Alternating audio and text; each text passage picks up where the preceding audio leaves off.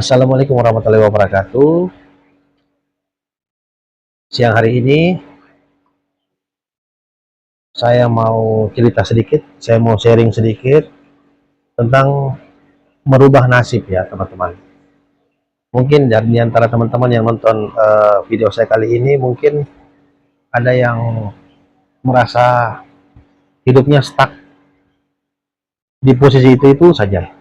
Dalam hal ini stuck dalam hal ini dalam hal ekonomi ya, ekonomi dan juga kehidupan sosial mungkin. Jadi mungkin di antara teman-teman ada yang kepikiran untuk mau coba merantau.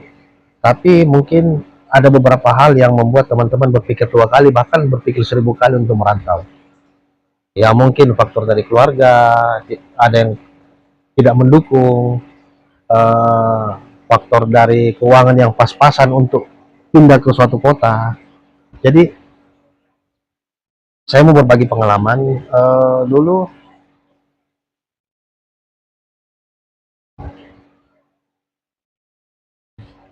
ini pengalaman pribadi saya dan memang saya jalani. Mungkin dari cerita saya teman-teman mungkin bisa tangkap hal-hal yang bisa jadi pertimbangan teman-teman ya untuk merantau. Jadi saya ini lahir dan besar di satu kota, di salah satu kota yang ada di Sulawesi Tenggara. Namanya Kota Kendari. Saya lahir dan besar menghabiskan masa kecil saya di Kota Kendari. Saya sekolah sampai SMP di Kota Kendari, menjelang masuk SMA, saya disekolahkan keluar dari Kota Kendari. Namun tidak selesai di luar kota, saya sempat bersekolah juga SMA di Kota Kendari dalam waktu mungkin kurang lebih 1 semester saja. Nah, kalau hitung-hitungan tamatan SMA, saya itu angkatan tamatan tahun 2006. Jadi setelah saya tamat SMA 2006 itu,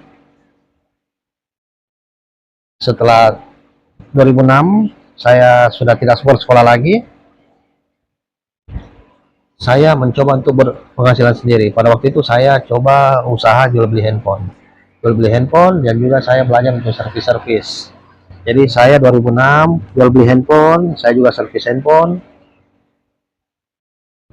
Nah, pada tahun 2007 bapak saya itu meninggal, tinggal ibu saya. Jadi orang tua saya itu di Kota Kendari itu memiliki usaha toko kelontong.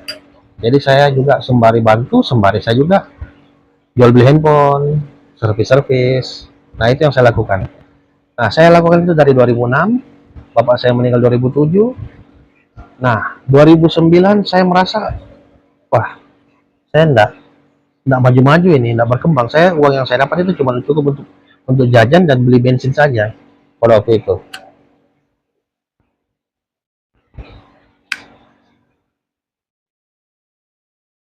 Akhirnya 2009 saya coba-coba beranikan diri untuk merantau.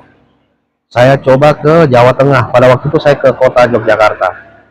Di kota Yogyakarta ya saya menekuni hal yang sama. Jual beli handphone bekas. Zaman itu BlackBerry itu awal-awal keluar ya. Mungkin teman-teman ada yang pakai dulu BlackBerry 8310, 8320. Zaman-zaman BlackBerry itulah saya merantau ke Yogyakarta. Saya jual beli, saya servis. Nggak sampai setahun lah, cuman beberapa bulan saja saya merasa di Jogja juga saya kurang berkembang. Mungkin bukan rezeki saya di sana. Saya balik lagi ke Kendari. Setelah balik ke Kendari 2010, saya coba lagi peruntungan saya merantau ke kota Makassar. Di kota Makassar saya datang merantau, saya cuma bawa uang pada waktu itu cuma 1 juta rupiah dengan modal motor Matic. Saya bawa ke Makassar. Saya bawa motor Mio pada waktu itu. Berbekal motor Mio dan uang 1 juta, saya beranikan diri, saya datang ke kota Makassar. Pada saat datang ke kota Makassar, saya tidak punya tempat tinggal sama sekali. Jadi saya datang baru cari kos-kosan. Dapat kos-kosan, saya belum punya pekerjaan. Saya baru cari pekerjaan hingga akhirnya saya dapat kerja pertama saya di kota Makassar itu sebagai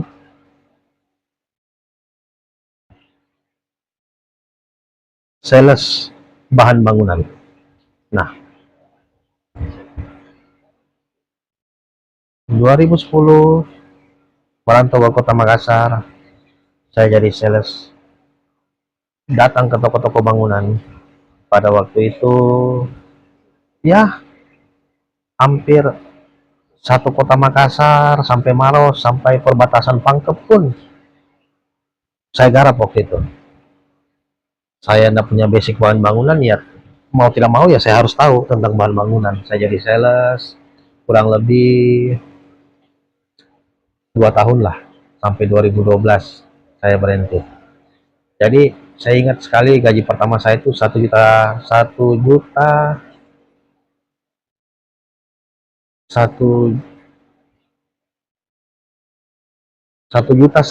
waktu itu gaji saya, di luar bonus ya. Ya kalau dengan bonus paling dapat berapa sih, dapat 1,8, dapat 2,5, paling sekitar itulah.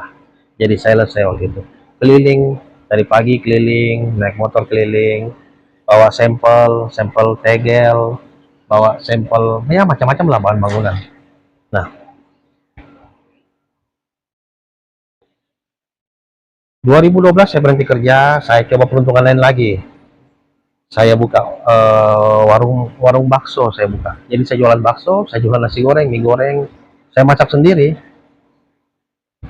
Saya masak sendiri, saya tekuni hal itu ya kurang lebih ya mungkin 6 bulan barangkali ya.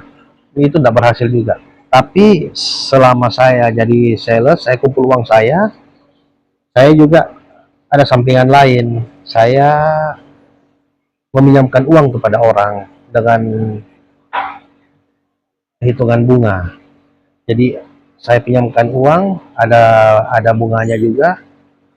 Jadi saya dapatkan keuntungan dari nilai bunga yang saya dapatkan dari orang meminjam uang kepada saya. Kasarnya saya jadi rentenir lah, seperti itu. Saya pinjamkan uang, saya jalani itu. Nah, sampai saya jalankan itu sampai 2013. Pada saat 2013 itu saya sudah tidak jualan makanan lagi, saya sudah tidak buka warung makan lagi. 2013 eh,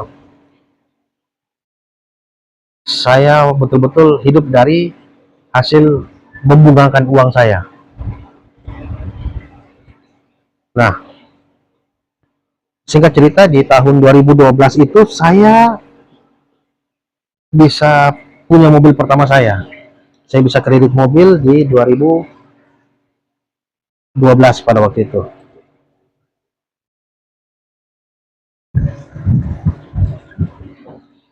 Saya ingat sekali waktu itu saya kredit mobil Honda City tahun 2000. Nah, itu mobil pertama saya.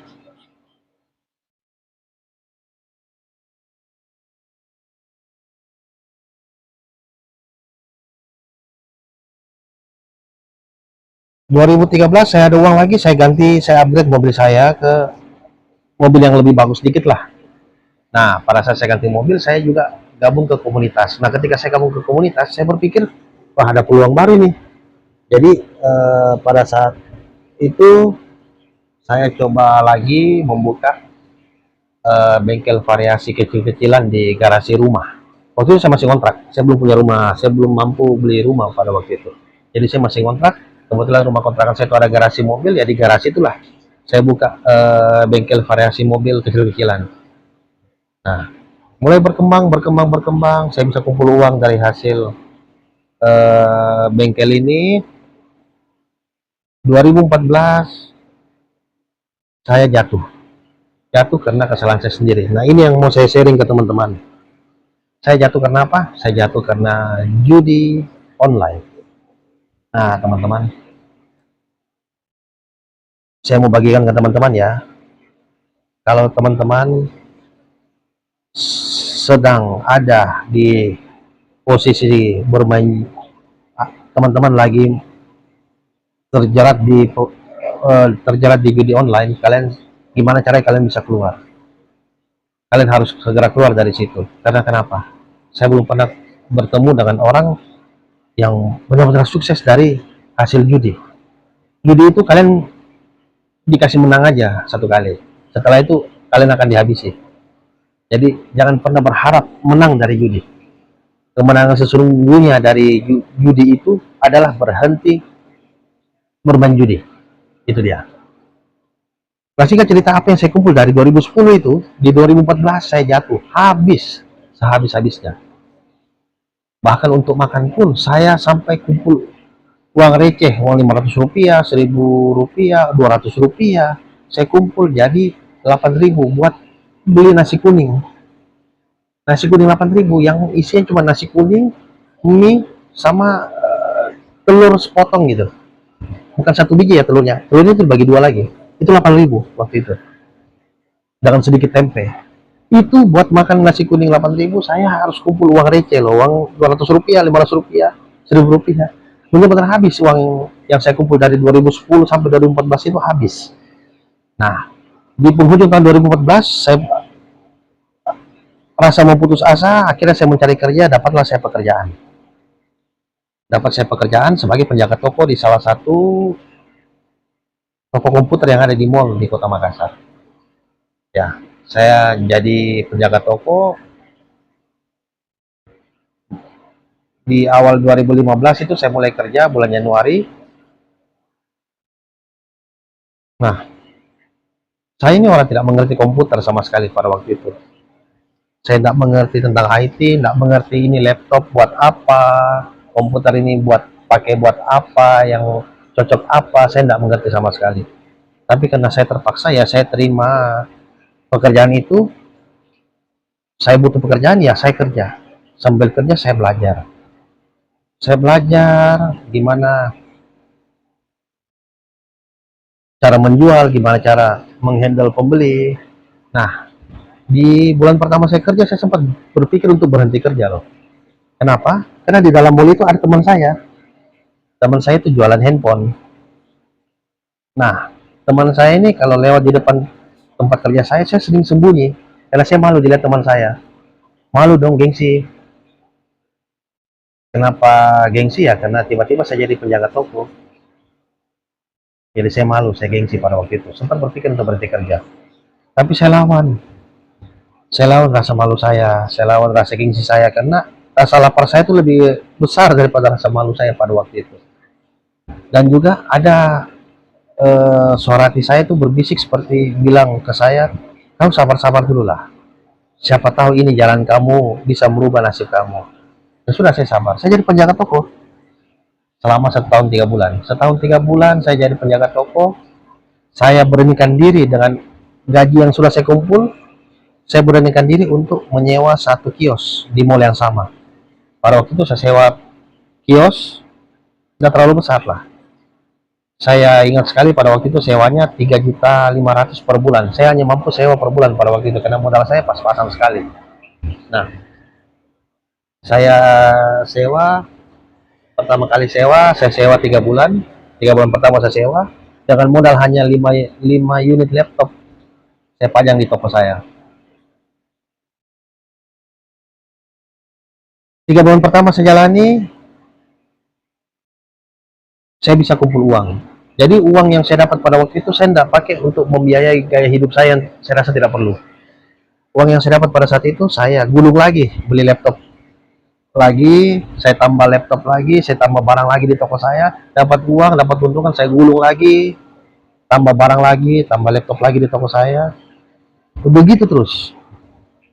Sampai akhirnya saya buka toko itu, sekarang itu sudah 9 tahun lebih. Bulan April tahun depan itu sudah masuk tahun yang ke-10.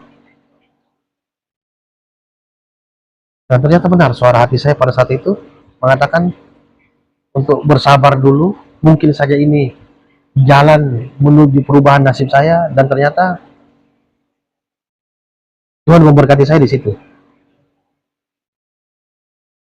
Saya bisa ada sampai saat ini. Dan oh iya, waktu saya mau buka toko itu sempat ada pertentangan lah dari ibu saya. Ibu saya pada waktu saya bilang ke ibu saya, ini saya rencana mau berhenti kerja, saya rencana mau coba buka toko sendiri. Waktu itu ibu saya bilang, coba kau pikir-pikir dulu, kalau udah berhasil gimana, kalau gagal gimana. Pokoknya banyak eh, ditentang lah sama ibu saya. Nah, kira-kira kalau kalian di posisi saya pada saat itu gimana? Apakah tetap maju keluar dari pekerjaan, buka toko sendiri, atau lebih pilih dengarkan apa kata orang tua kalian? Nah, kira-kira gimana? Saya pada saat itu tetap mengambil keputusan untuk resign, dan saya tetap memberanikan diri membuka toko sendiri. Dan alhamdulillah, puji Tuhan, hari ini saya bisa ada. Toko yang saya bangun 2016 pada waktu itu bisa tetap ada, tetap eksis sampai saat ini. Nah, saya pada saat itu, jadi 2016 saya buka toko, 2017 saya menikah. Karena saya sudah merasa saya sudah bisa menghidupi anak orang pada saat itu. Jadi 2017 saya menikah, saya berkeluarga. Di tahun yang sama juga saya memiliki anak pertama saya. Dan inilah, sampai saat ini saya bisa ada bukan karena hebat saya, bukan karena jago saya, bukan. Semua karena kasih karunia Tuhan. Tuhan yang memberkati, Tuhan yang memberi, Tuhan yang memberkati. Ingat, Tuhan juga bisa mengambil. Jadi kalau kita diberkati, jangan pernah tinggi hati, jangan pernah sombong, dan kalau bisa berbagilah dengan sesama. Paling utama jangan sombong lah, jangan angkuh, jangan sok, jangan pamer.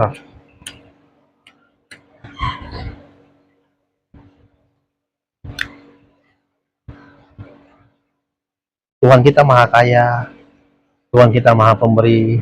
Jangan pernah takut dengan hidup ini. Kalau kalian mau maju, kalian mau mengambil langkah, jangan pernah takut. Jangan pernah dengarkan apa omongan orang, jangan pernah mendengar hal-hal yang mendengar masukan dari orang lain itu perlu. Tapi jangan lupa, yang menentukan nasib kita itu ya kita sendiri. Kalau kamu sudah yakin dengan suatu keputusan, dengan langkah yang akan kamu ambil, mantapkan hatimu, ini berdoa minta sama Tuhan, minta dibukakan jalan. Jangan pernah takut. Masa takut? Kalau selama kita masih beragama, kita masih punya Tuhan, jangan pernah takut dengan apapun. Tuhan kita maha kaya, Tuhan kita maha pemberi, maha pengasih, maha penyayang, maha semuanya lah. Jangan pernah takut. Minta apa saya sama dia.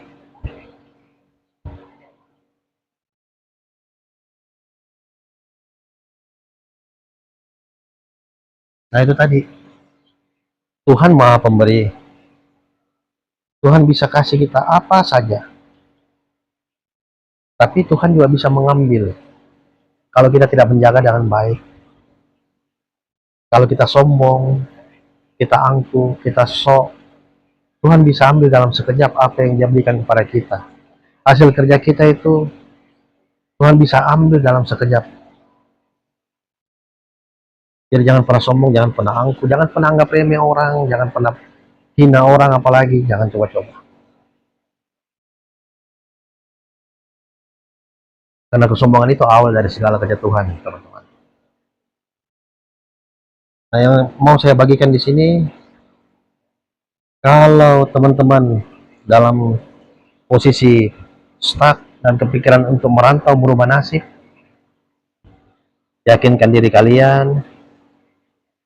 Kalau Anda sudah berkeluarga, yakinkan pasangan kalian, yakinkan keluarga kecil kalian, satukan hati, berdoa, minta jalan sama Tuhan. Dan jangan pernah takut untuk melangkah.